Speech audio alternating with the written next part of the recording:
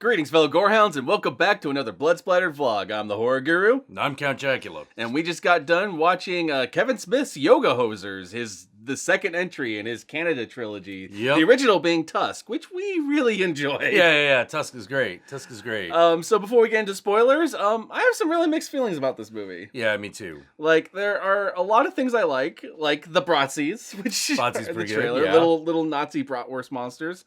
A lot of the cameos in the movie are pretty funny. A lot of the side characters are really funny. I do not like the Yoga Hosers themselves. No. They kind of annoyed the shit out of me. Yeah.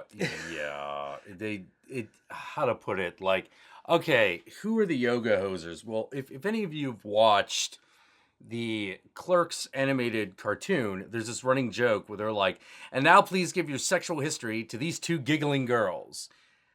That is essentially them. That's actually good, yeah. That basically is who they are. Yeah. And you can tell that he's trying to make them kind of like a Dante and Randall thing, but for teenage girls, but it's not working It's for me. not working very well, no. It's not. They just kind of come across like this really awkward combination between those two characters and like Valley Girls.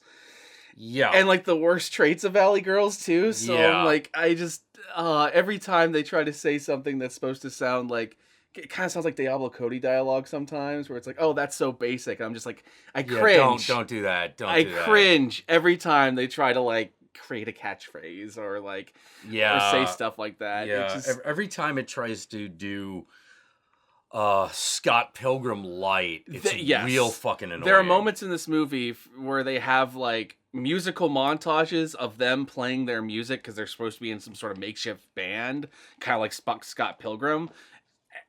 Most of those sequences run on too long and are kind of pointless, especially the second one.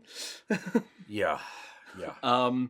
And there's also moments where they do like video game sound effects and have things pop up on screen, and I could have done without any of that. Yeah, it's particularly a problem because at no point do these girls ever pick up a controller or anything. They don't even come across like they game like at all. Yeah, no. Like, they come across as maybe like Facebook, Twitter, Tumblr girls, but well, absolutely. like not. So in that sense, the like Instagram reference that worked. That worked and made sense. It was a little annoying, especially when the character was already well established before the title card popped up. Well, it was super annoying because they did that for almost every character they did, no matter how minor. But yeah, and you're just sort of like, dude, like, no, well, stop this. Sometimes it was super redundant, where it's just like, okay, we're going to open up on this character is clearly a history teacher because there are history books in the background and they are writing on a chalkboard and they're about to talk about the history of the town. Title card, history teacher. No shit. Like, it's like... Yeah, we're in history class. It's obvious. You know, so those moments were a little annoying to me, but like... Well, especially because they do it for so many characters that never come back. Yes. So it's like introducing them this way is completely pointless. Which was also my big problem with the whole musical thing. Oh, yeah. Because, like, I was just like, oh, are they going to, like, play a song to, like, the Bratzies at the end to defeat them? Yeah, are we going to do Mars attacks at the end? Yeah, where they all explode? And they just explode? Yeah.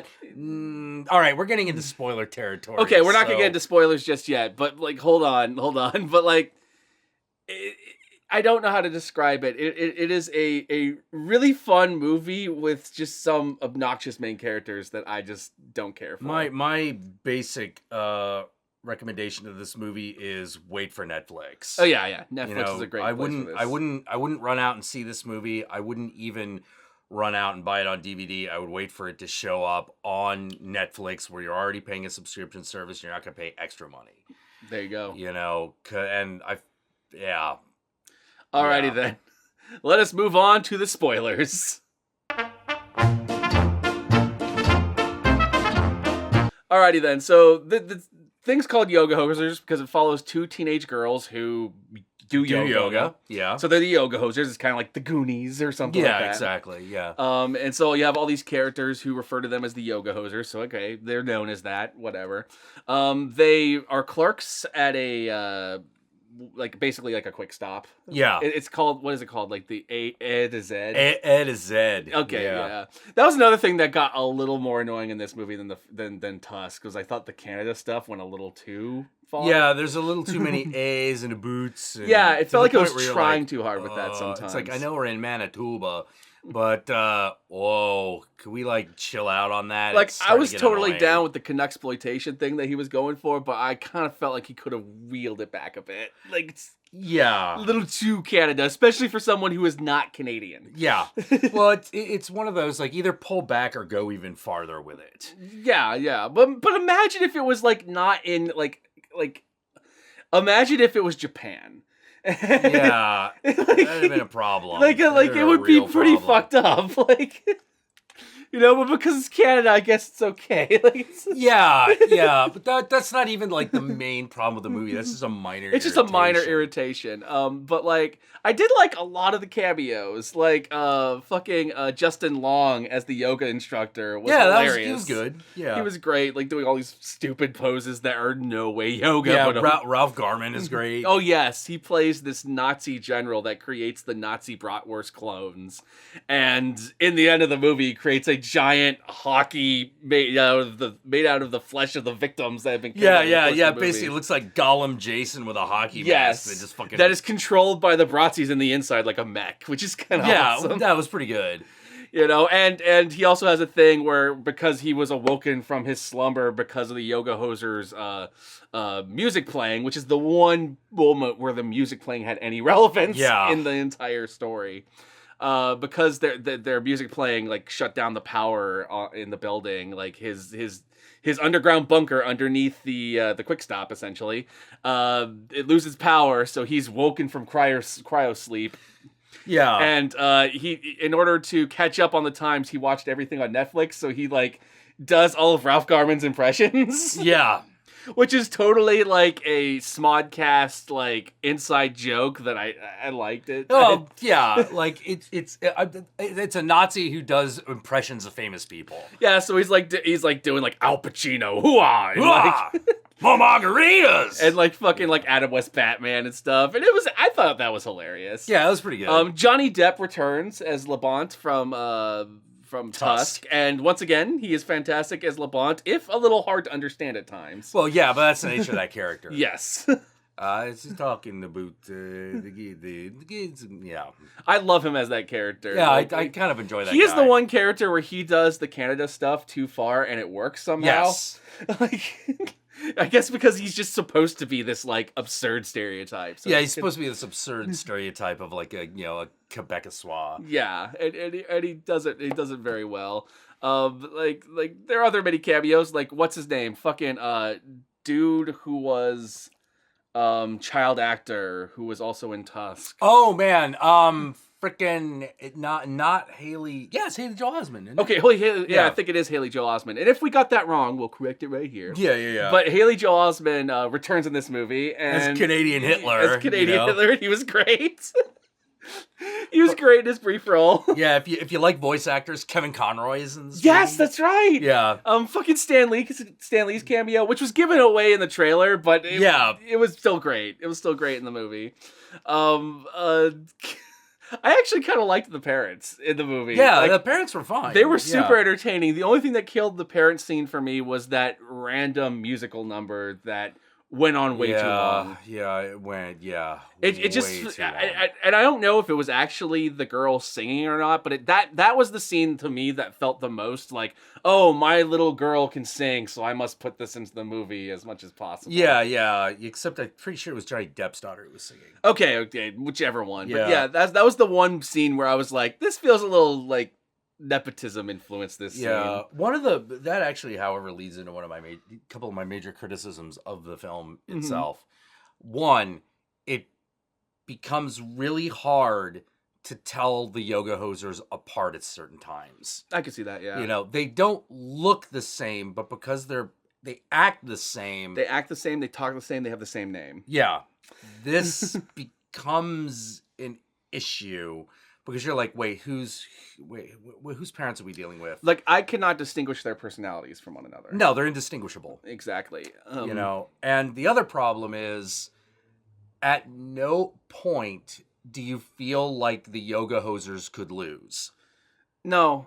And nor do you feel like at most points they care, which is a problem. That's a huge problem. It's because they're so disaffected teenager, like almost extremely disaffected teenager. it doesn't even seem like they care that there are Nazis fucking like things. it's really hard. Like, let's put it in guy terms. It's really hard to have a movie like this. You can't have Mallrats if both guys are Brody. Oh yeah. Well, imagine if it was Gremlins, but fucking but the main character was Randall. Like like, well, if both the characters were Randall. If both main characters were Randall. Yeah, that would be a problem. And they just don't give a shit. Like, yeah, it really felt like there needed to be a bit more difference between these two characters, because there's absolutely, you get that they're friends, but the problem is they're alike. mm-hmm. And there's nothing about that addresses that in the movie. I mean, it makes sense, but it's not entertaining. I constantly mixed up in the movie whose parents were who. Exactly. You're like, wait, whose parents? Okay, whatever. Yeah, absolutely. And God. Yeah, so they kind of come off like a Borg. I also feel like the pacing of the movie was off. Mainly because of scenes like the musical numbers going too long. So that by the time we actually got to the Bratzi thing, it felt like we were at least halfway through. When the Bratzis actually became a thing. And then the Bratzi thing was over before I felt like we had reached the climax. yeah. There was a lot of, well, it's because you're waiting for, even in a horror comedy, which this is obviously supposed to be a comedy, there's a certain level of tension building. And every scene would end before we got to that point. Absolutely. Where, for example, like, they get arrested at one point, and at no point, basically they get arrested, and then you're just sort of like, okay, wait, they're getting arrested, and I don't even care. And they don't even seem to care. Yeah, and they don't even seem to care. Like, nobody cares. And I'm like, they're not just arrested, good. They're arrested for serial murder. Yeah. They're arrested for a murder that they didn't do. It was the Bratzis who did it, but they're essentially framed. Yeah, but you didn't even realize that there was a crime that they could be framed for. I'm not even sure why the police arrived. They arrived because they called Stan Lee. Oh, that's right. You're right. But this is kind of the problem with the movie. Like, it's there, but you have to put it together yourself in a way that's unnatural to watching a narrative. Yeah, and like, even as a horror comedy, I felt like it needed more scenes at the beginning, since there were so many long dialogue scenes. It's a Kevin Smith movie after all. But I felt like it needed more scenes where, like, maybe after they argued with their gym coach, if, like, the gym coach went back into the back room and then got killed by a Bratzi. Like if we had done the fucking sleepover massacre. Exactly. Slumber Party Massacre. Or like after they got into the whole thing with the principal, if the principal went off to go to get in her car and a Bratzi got her. Yeah, that would have worked. Because then it would have continued like the horror comedy thing it was doing, and that's a great way to break up the character building scenes. Yeah. So that it doesn't feel monotonous.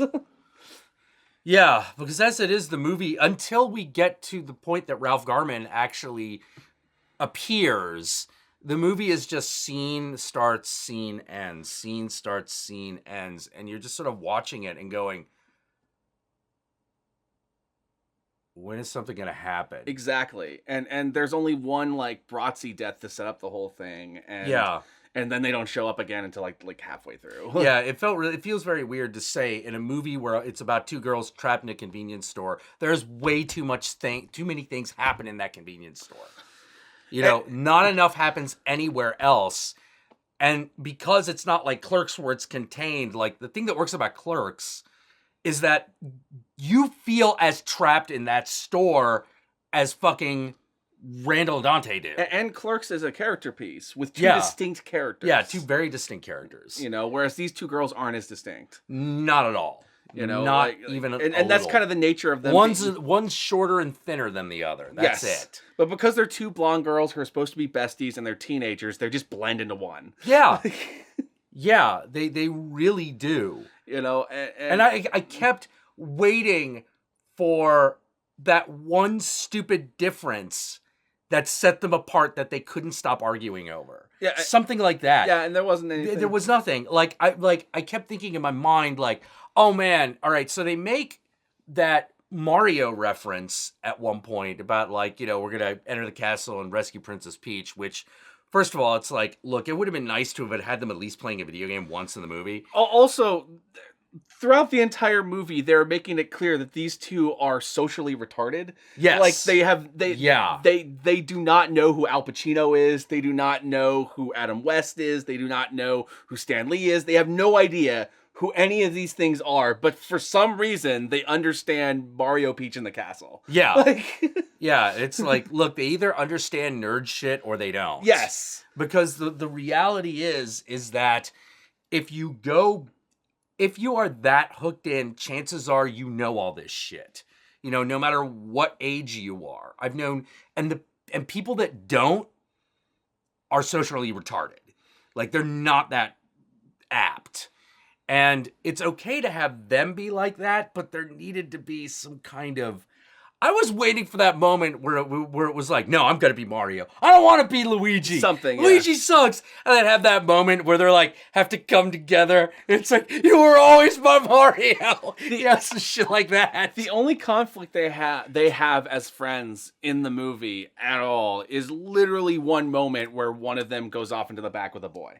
Yeah, that's about it. Yeah. That's about it. And that's not even a moment of real conflict because it's resolved by the end of the scene. Yes.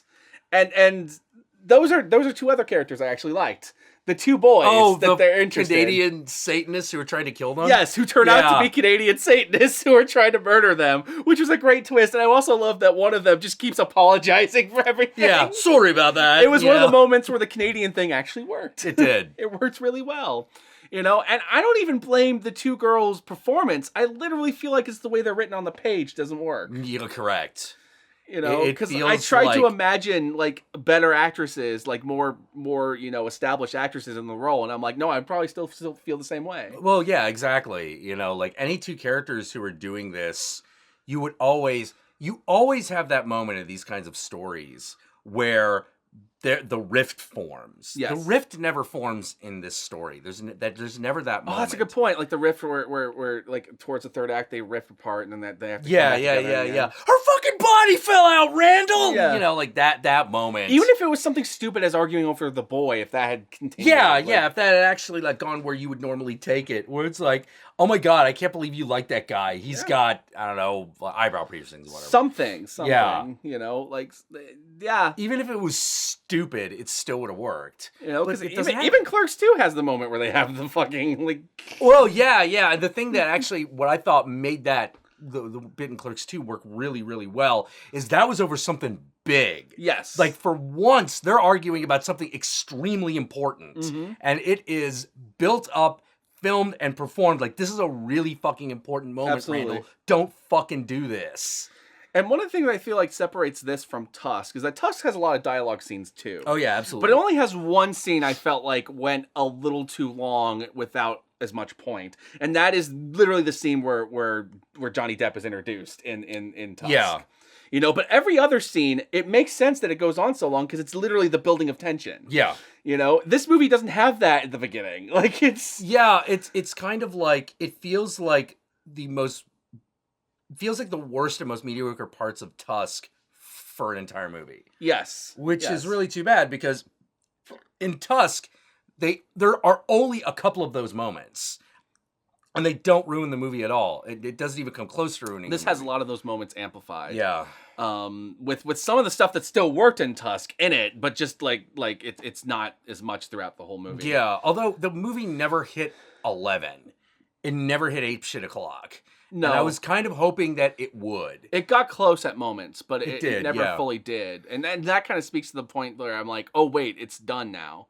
Like then the movie's over. I thought it was about to escalate one more. Yeah, it felt like there should have been one more beat that happened, and now the movie's over. You know, like the parents come home from Niagara Falls, or they get eaten by a Loch Ness Monster or something. You know, like whatever. Who knows? You know, but yeah, it did feel like there was a missing beat. I did like the moment of putting the bratzi in the oven. Yeah, that was good. That was good. It's a good Gremlins reference. Pretty awesome, and a nice little Nazi reference there too. Like don't get me wrong. There's right, Nazi in an oven. Yeah. Oh, yeah. Don't get me wrong. Yeah. There are many moments in this movie where I legitimately laughed and I was smiling. It's just too bad. It's hard for a movie to recover from its main characters being the big problem. Yeah. It's also hard to recover when you have like severe pacing issues going on. Yeah. Well, the funny thing is when they said they were gonna when they said it was gonna be like Depp and Smith's daughter in the main roles, I was like, okay, that sounds fine. But when he said it was gonna be the two characters that they played in Tusk, I was like, how are you gonna do that for a whole movie? That's gonna get insufferable. And the problem is it does. It does. Gets really insufferable. And they do get knocked down a peg a couple of times. Yes, which is good because otherwise the movie would be completely irrecoverable. The fact that their principal is able to just basically... Which was a great moment. It was a great moment. I like Principal Invincible. Yeah, Principal Invincible is good, but like I said, if we're not going to bring her back anyway, and we're supposed to be doing this horror thing... Here's the thing. Kill them. Yeah, exactly. In most horror movies, the reason why you establish characters like that is because they're going to die in the next scene, and it's supposed to like slowly build until it gets closer and closer to the main characters. Yeah. And they don't realize characters are dying off screen. They think everything's fine. We're going to go meet these boys, but people are dying until finally someone dies in front of them. Yeah. And that would have been a great build, but they don't do that. So they set up all these characters, which I guess might end up appearing. Actually, if the Bratzies had been killing all these people that they were running into, that would have even worked for them getting arrested, because right after they meet people, those people die. Exactly. And that would fit the horror movie structure. It would. And it would break up the monotony. It would. And I want to get rid of that middle, like that one musical number when her dad was going to get laid, because I don't understand the point of that number. Well, yeah, it just goes on. It's funny for like a second, and then... Yeah, that feels like a thing where it's like, all right, she's singing, so their dad is not in the mood. Fuck her stepmom. That's the joke. Move on. But then it turns into a whole montage of them hanging out together, and I'm like, you're trying to endear me to these characters, but you have not made an effort yet to actually do this. Yeah. And that never really pays off either. And I'm sorry, like the teen girls who want to fucking play on their phones instead of do yoga, which apparently they like doing yoga. That scene of just like, I'm supposed to like these two? Like, they'd rather be on their phones than live their life. Like I'm a millennial and I'm sitting here going, oh, fuck that. Like, it's like... Well, yeah. Yeah. And like even the movie kind of points that out. Yes, and I appreciate that it did. Like, Principal Invincible was really good in that moment. Like, as some of the puns I enjoyed. Oh yeah. Some of the stupid puns are pretty good. Some of the stupid Canada puns, like the Ed Zed. Ed Zed. What was it? It wasn't Plucky Charms, but it was Cheery As. Oh, it was Pucky Charms. Pucky Charms. Oh right, Hockey Puck. Yes. Yeah. And then it was a cheery As. Yes. Yeah. Adam Brody has like the briefest cameo ever in this movie as the drummer of their band. And the brief moment that he's on screen was I laughed at him more than them. Yeah. He was pretty funny. I even like the callback where it flashes back to when they were playing and the power went out, and he's all like, "Oh, you guys would like me if I was in tattoos." Like, because I was noticing, like, oh man, this guy's really tatted up in the beginning, and so that was actually a really good setup. Like, it was, that actually worked. Like, Kevin Smith is still great at comedy when it works. Yeah, but I felt like if they played. He played too nice with the main characters. No, yeah.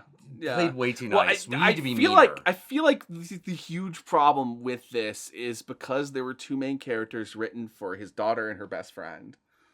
Yeah. That literally it's a case where nepotism was getting in the way of the product. I think it was, actually, because it really feels every time I see that she's in something, it's a pattern at this point.